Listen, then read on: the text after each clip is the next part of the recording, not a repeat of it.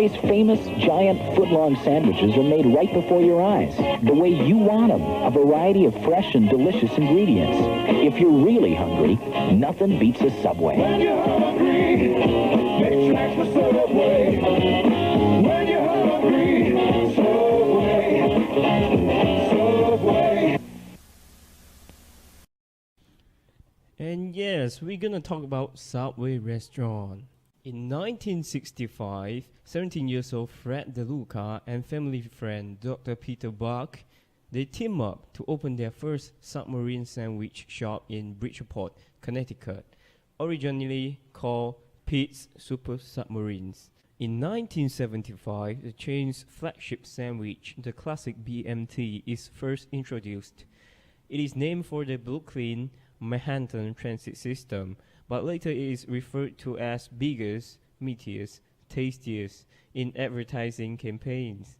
Also this year, the first Subway restaurant located outside of Connecticut opened in the state of Massachusetts. In between 1981 and 1990, the development of the Subway chains picks up, with the 200 restaurant opening in Renton. Wow, that's really much. Washington, and reaches its goal of 5,000 restaurants with an opening in Texas. The first Subway restaurant opens in Mexico. Today, the Subway brand is the world's largest submarine sandwich chain with more than 44,000 locations around the world. They have become the leading choice for people seeking quick, nutritious meals that the whole family can enjoy. So, what is the type of market competition Subway is in? Subway is one of the competitors in fast food industry. It's a monopolistic competition. Monopolistic competition isn't a hard market structure to enter. Subway's product is differentiated. The firm is a price maker. So the objectives of these assignments are to improve customer or client satisfaction, loyalty, and profitability. A feedback link to know how the purchase experience was and what can be done to improve. A poll to let customers rate the purchase experience, product, or service. So the limitations in conducting this assignment. We doesn't have a wealth of knowledge about microeconomics, so we couldn't raise a greater depth question about it for our survey. Okay. And we lack of knowledge about the company we have chosen, the Subway history or everything. And the most important thing is the cooperation of our group mates. So how do we conduct our survey?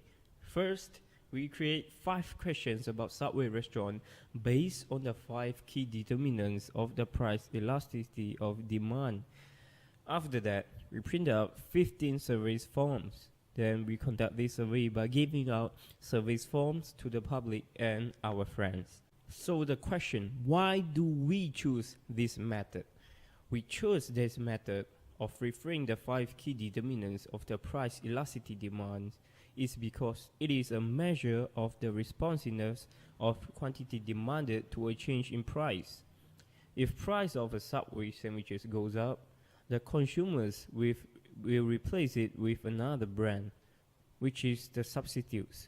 We observe that the people will eat Subway is because it is healthy. People willing to buy healthy food to live healthier, which is the preference. Another reason is some of the people think that it's affordable based on their income. After finding an analysis all the things up, and why would you visit Subway? That's the question. And the answer we provided are: number 1, nearby. Number 2, food is delicious and healthy. Number 3, personal preference. Number 4, price is affordable. So the data shows that the most of the people visit Subway is because the food is healthy and delicious. The option of healthy and delicious is related to the factor of personal preference. The data also shows that least of the people choose to visit Subway is because of it is affordable. Is the Subway sandwiches expensive? So the question, Will you continue to visit Subway if their price increase? The data shows that most of the customers choose no more than yes to visit Subway if the price starts to increasing. The consumers are elastic with the price. If Subway increase the price, the customer will choose another substitute product. It is related to the share of a good in a consumer's budget. In general, the demand for a good will be more elastic the larger the share of the good in the average consumer's budget. Another question, which one do you prefer more between a Subway sandwich or a normal sandwich? The data shows that the most of the customers choose Subway sandwich more than normal sandwich. It is related to the availability of close substitute. It is the most important determinant of the price elasticity of demand. In general, if a product has more substitutes available, it will have a more elastic demand. It is also related to the comparatively of luxuries and necessities. The demand curve for a luxury is more elastic than the demand curve for a necessities. So the last question is, if Subway offer a delivery service, will you start or consume more with it? The data shows that most of the customers choose yes more than no to consume more if Subway offered the delivery service. It is related to the definition of the market. The more narrowly we define the market, the more elastic demand will be. If Subway can carry out the delivery service, but the others seller of sandwich can't carry out this kind of service, then Subway could make more profit.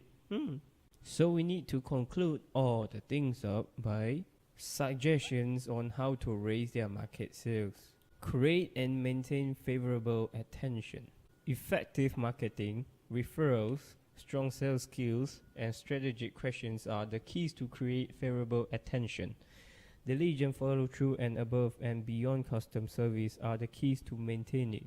So the second suggestion is to work on the basics. Even the best of the best have room for improvement. Make a decision to improve weaknesses. More creative in prospecting, fact-finding, and presentation skills. The next suggestion is to define target market. Every product or service has a market that is really ideally suited for. Some have a wider appeal than others, but many of them are targeted at specific audience in their branding, features, and quality. Identify your target market by first figuring out exactly what need your product or service meets. Think about who specifically has this need. For example, start by narrowing down target audience by choosing gender, age range, or socio-economic group that will be most interested in your offering. I'm Chai, and thanks for watching. We asked for 3 seconds. Yes, for 3 seconds. But they gave 5 seconds. Hey, I can't forget the taste now. Subway chicken tandoori, sai tabule lupa. Subway chicken tandoori, it's here to stay. Get it every day. So succulent, delicious, you will want to go and get some more. I can't forget the taste now. Subway chicken tandoori, I can't forget the taste. Subway chicken tandoori, spicy, crunchy, chunky, tender, moist Subway. It's no wonder you can't forget the taste. Sada pada la zadada sumada mari mari. Can't forget the taste now. Subway chicken tandoori, sai tabule lupa. Subway chicken tandoori. Oi, delicious la oi. Sada pada la zadada sumada mari mari. Can't forget the taste of the chicken tandoori.